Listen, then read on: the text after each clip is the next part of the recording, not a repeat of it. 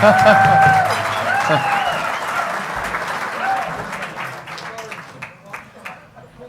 day, America. My name is Ted Cruz, and I'm running for president. My fellow Americans, it is a great shame that Ted couldn't be with us today. I had the honor to meet him and hear him speak at a very ordinary rubber chicken lunch fundraiser in the back end of Texas somewhere. And he was, if you think that some of those you have heard here today are good speakers, then you must hear Ted Cruz live. I was enormously heartened and not surprised when he got into the Senate. I was thrilled when he said he was going to run for president. And I'm also thrilled that there are so many other, at last, promising Republican candidates who can beat the frankly rather shop-worn and droopy-looking Democrat candidates. Now, in this, of course, as a subject of Her Majesty, I am not really permitted to intervene in your politics. However, perhaps one day I shall produce my own birth certificate and offer myself, with all humility, as a candidate for what is arguably the highest office in the world, President of the United States. I wish you all well in the forthcoming campaign, because if the Republicans do win, they are, by now, the best educated major political party in any country on the question of climate change. And you have only to think back a couple of days to the wonderful speeches made by Senator Jim Inhofe and Congressman Lamar Smith. Can we hear a very loud round of applause for those two gentlemen?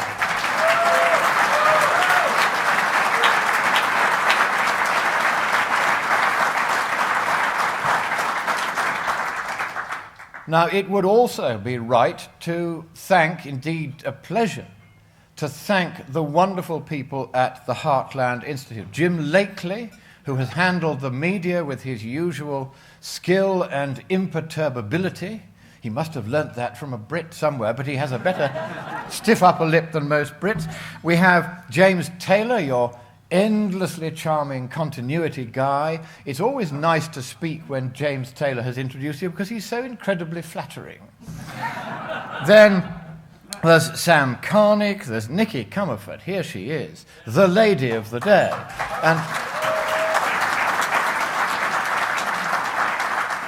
And I'm going to say this very bluntly, Nikki Comerford deserves better than that. Stand up, ladies and gentlemen, and give her a standing ovation.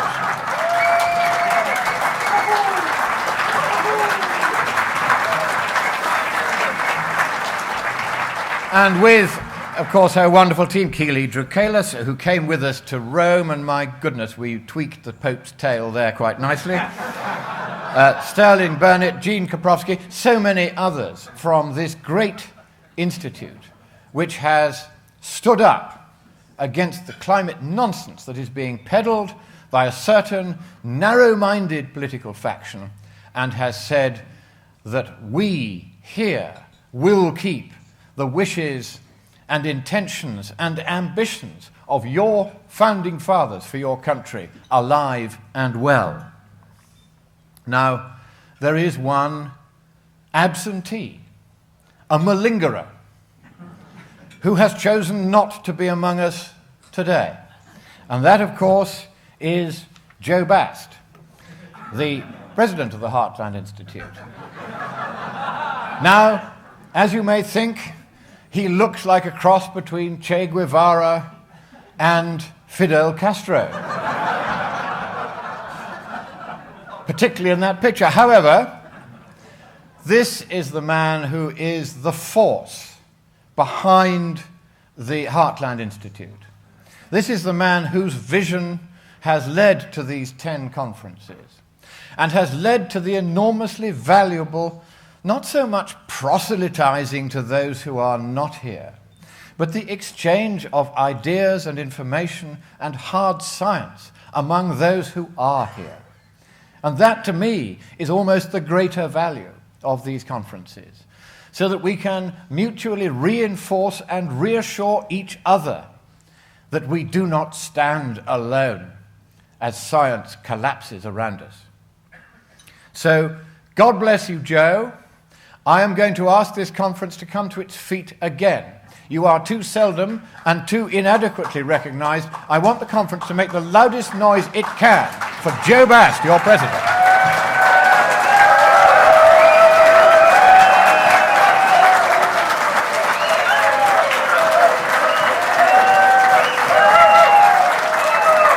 Wonderful. And I do very much hope that Joe was watching that live, but even if he wasn't, he can replay it often at his pleasure. I also want to thank the many, both federal and state legislators and staffers who have honored us with their presence here over the last couple of days and have done us the kindness of hearing our side of the case. God bless you all and the work you do. And one small final thanks as well. You may have noticed some unusually handsome folks standing outside acting as our security guards, keeping out the undesirables that would otherwise have got in, including, if rumour this morning is correct, Michael Mann's lawyer. And I'm very proud to say that all three of them were Her Majesty's subjects, looking after you in the colonies. And one of them was from the Irish Guards, and the other was from the Royal Welsh Fusiliers. Can we have a round of applause to thank them for their service?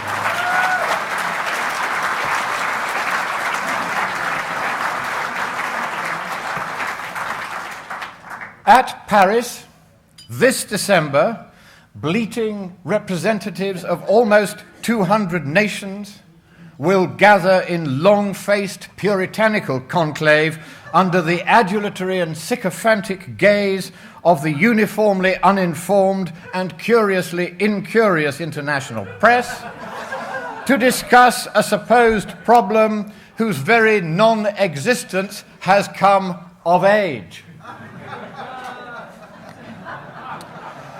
and to propose supposed solutions that are as damaging to the West as they are unnecessarily to the world, that would not work even if they were necessary, that even if they did work, and even if there were a problem for them to work against, would cost 10 to 100 times more than principled inaction, and that are already destroying, with corruptly profitable and callous ruthlessness, the very natural environment that we are falsely told they are piously intended to preserve.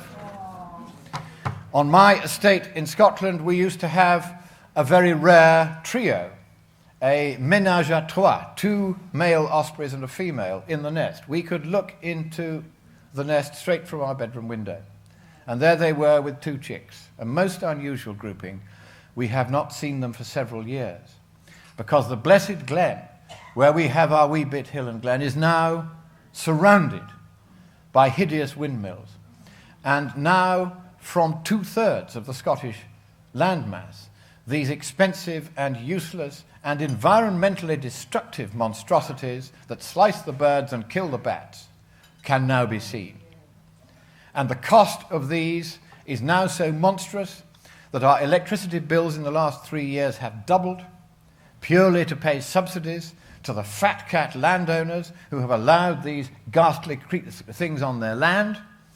And as a result, in a recent cold winter, when for a whole December there was snow on the ground in the whole of the British Isles for the first time since records began, for 1 month, there was no wind, so these windmills did not create any electricity at all, but the cost of subsidizing them, which is paid even when they're not working, is so huge, the cost on electricity bills so great, that there were 7,000 additional excess deaths from cold in that winter. Not so much because the weather was cold, which it was, but because the homes of the people were cold, because they could not afford to pay their electricity bills. So if anybody ever says to you that taking action on climate change is a no-regrets policy, you can tell them it is a many deaths policy.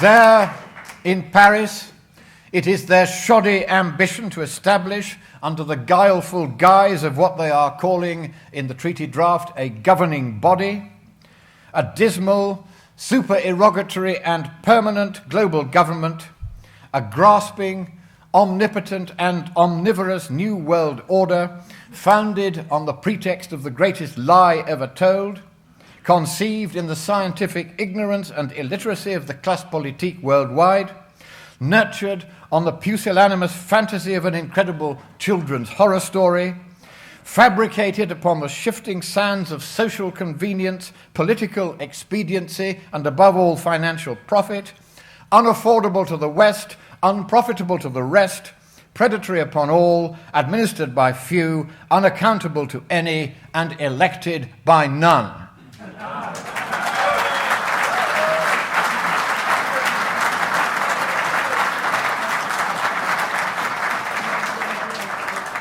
Though the inadvertent delegate from Burma to the 2012 Doha Climate Conference has been excluded for life from attending any event at any UN body, I will be there to stop them.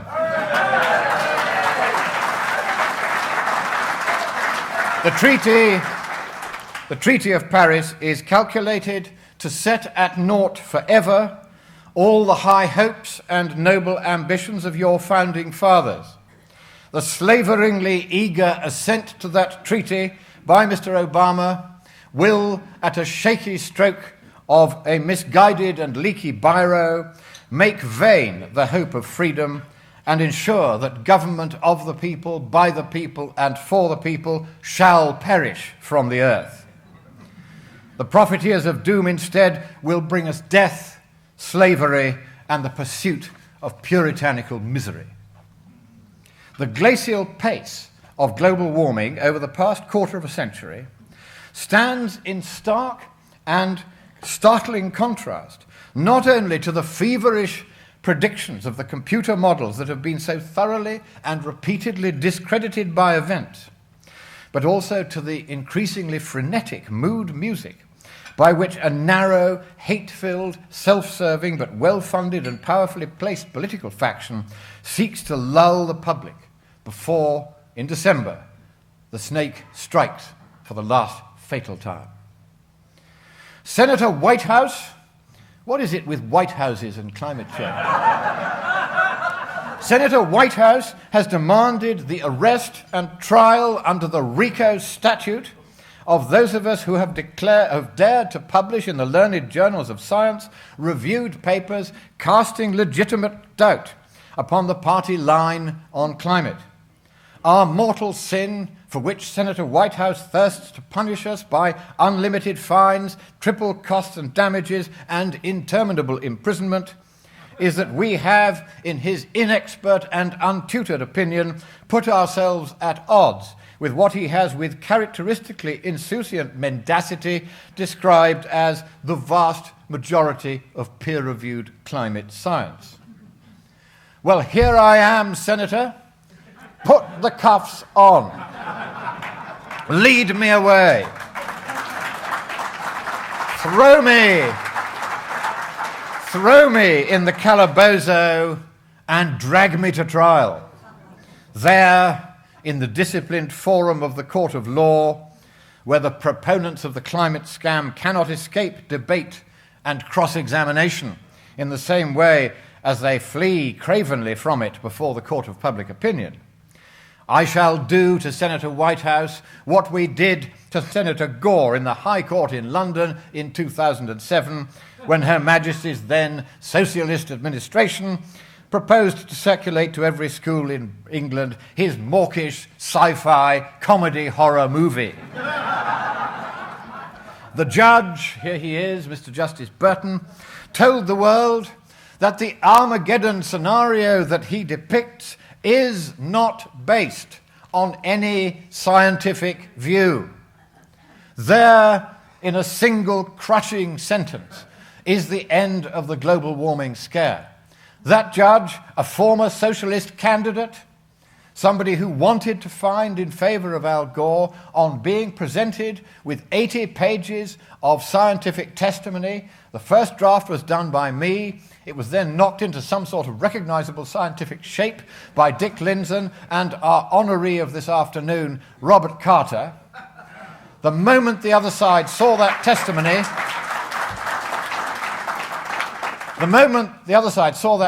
and the extremely long and distinguished resumes of the two great scientists who were willing to put their names to it, they caved in, collapsed, paid us $400,000 in expenses, and agreed that they would not show the film to any innocent schoolchild until they had circulated to every school in England 77 pages of corrective guidance approved by the court.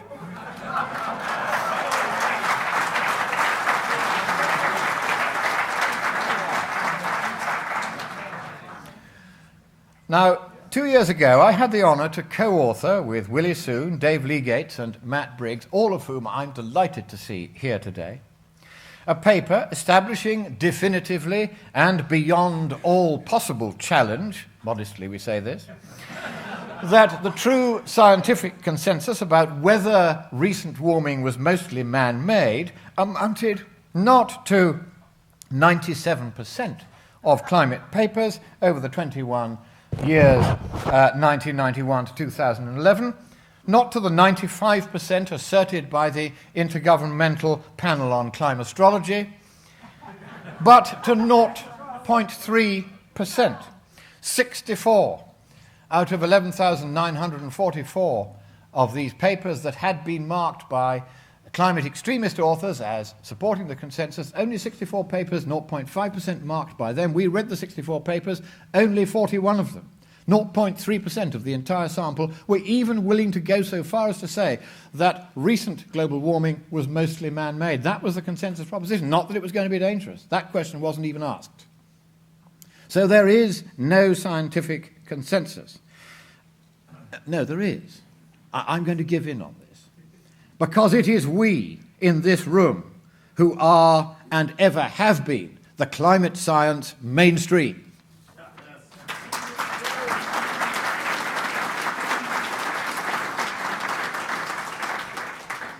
Mr. Obama lurking as usual behind closed doors in that dark place where the sun don't shine, has been furtively negotiating behind the backs of the people a transatlantic trade treaty of whose details far too little has yet been revealed to us, or even to your elected representatives.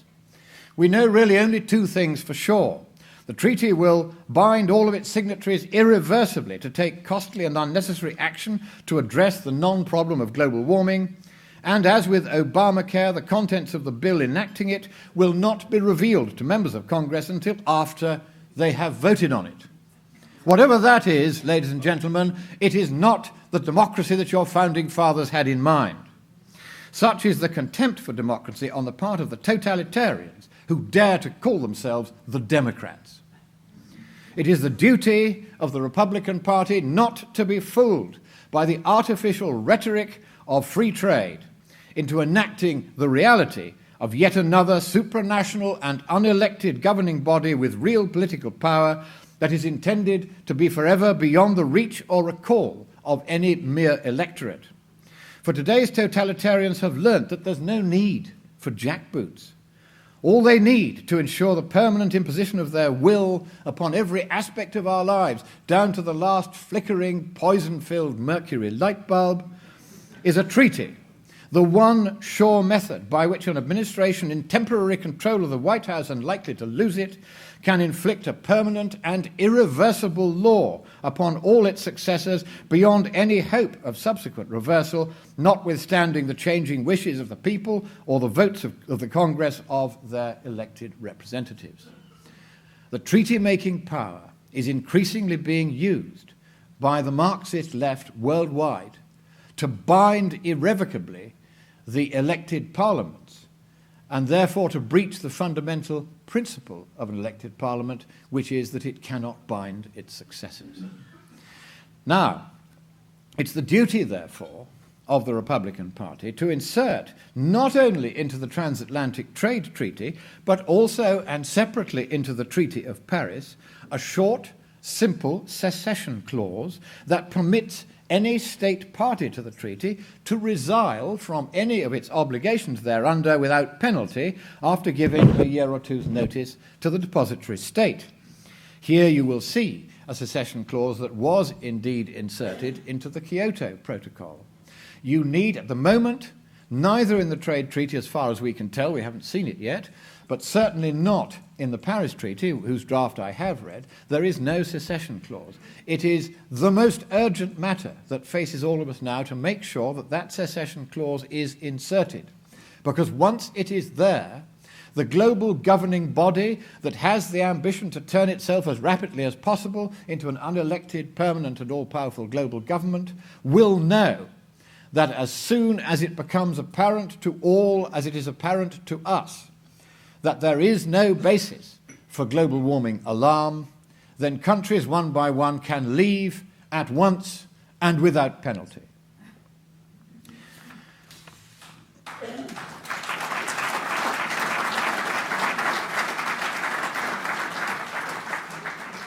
Now, as the mood music gathers and becomes more rapid and more insistent, even His Holiness the Pope has been drawn into the pre-Paris schmoozefest.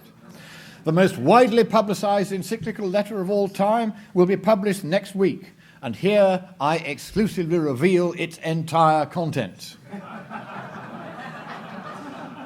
As far as the world is concerned, the Pope comes to the party far too late. Most governments have long since made up their mind that they will sign whatever is put in front of them in Paris rather than being screeched at by the Marxists.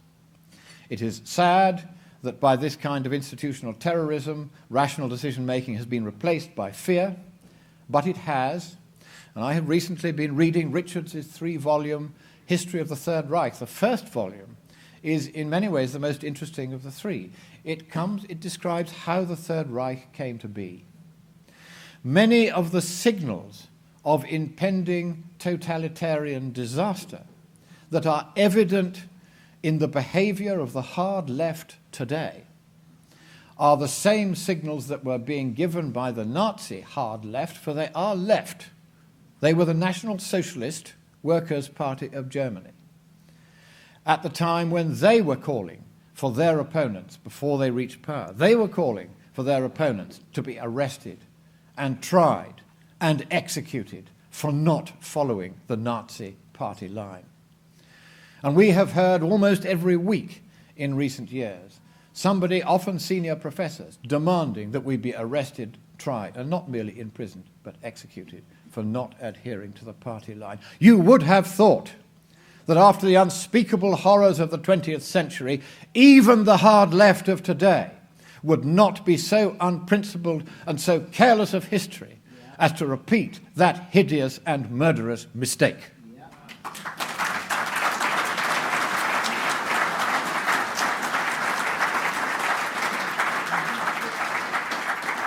At the preparatory meeting of the Pontifical Academies of Sciences and of Social Sciences in the Vatican Gardens a few weeks ago, I was the only climate skeptic to sit in the main hall. I got in when they weren't looking. Scarce 2 yards from me, sound asleep, sat Dr. Joachim Schellenhuber of the Potsdam Institute of Climate Studies. All that need be said of that institute is that I've never yet seen it produce a single honest paper about climate. The Vatican has alas announced that Dr. Schellenhuber will be alongside the Pope at the launch of the encyclical next week. That is unwelcome news. 6 years ago, at the Copenhagen meeting that failed to establish what the draft treaty went so far as to call a government, Dr. Schellnhuber, citing his own research, said that at certain tipping points, higher temperatures could cause areas of the ocean to become deoxygenated, resulting in oxygen holes 6,000 to 2,500 feet deep, disrupting the food chain. For good measure, unabated warming would also lead to disruption of the monsoon, collapse of the Amazon rainforest, and the Greenland ice sheet will melt down, increasing Denmark's usable land by, 10,000%. After all, Dr. Schellnhuber dishonestly predicted that global warming would kill 6 billion people and reduce the world's population to 1 billion. That was the claim he made at the Copenhagen Climate Conference. This is the man, ladies and gentlemen, to whom His Holiness the Pope has unwisely listened most closely on climate change. Your Holiness, your predecessor, Pope Urban VIII, placed Galileo under house arrest, but Galileo was right and the Church wrong on science. Do not, for a second time, make the unwise mistake of following mere fashion and expediency by according to man a centrality in the behavior of our solar system that properly belongs to the celestial body from which it takes its name and which constitutes 99.9% of its mass. The respectful advice of the eminent scientists and researchers at this conference, therefore, is this. 1, stay your hand. Do we agree with that? Yeah. 2, hear both sides, as the Pontifical Academies culpably and to their eternal shame did not.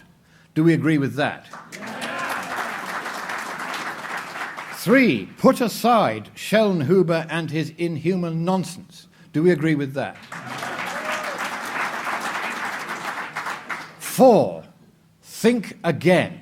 Do we agree with that?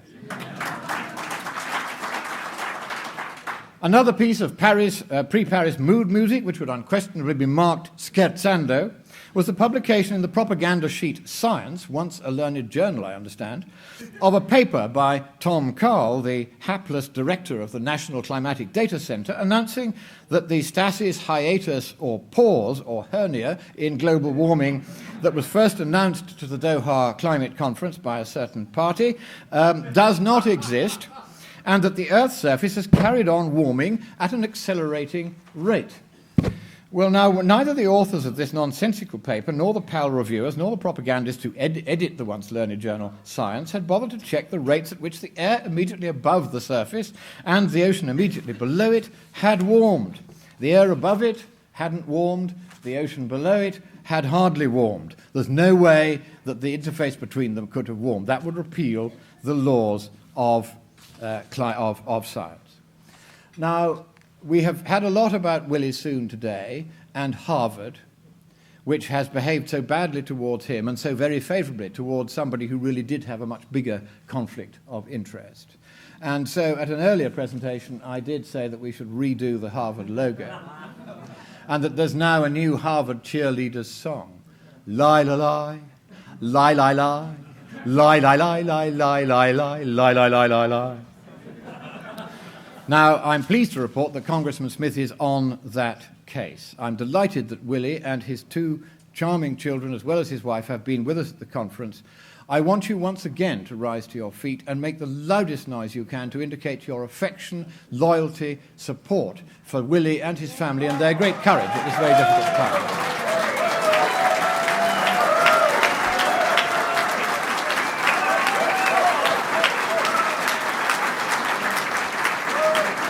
And finally, within 2 years, there will have been 20 years without global warming. That, as the IPCC scientist Dr. Isaac Held has recently said, will mark the end of the dominance of the failed computer models and thus, as we should put it, the end of the climate scare. But I end now with the simple but heartfelt prayer of the good and holy man who founded the Society of Jesus. Teach us, good Lord, to serve thee as thou deservest, to give and not to count the cost, to fight and not to heed the wounds, to toil and not to seek for rest, to labour and not to ask for any reward, save that of knowing that we do thy will. Amen.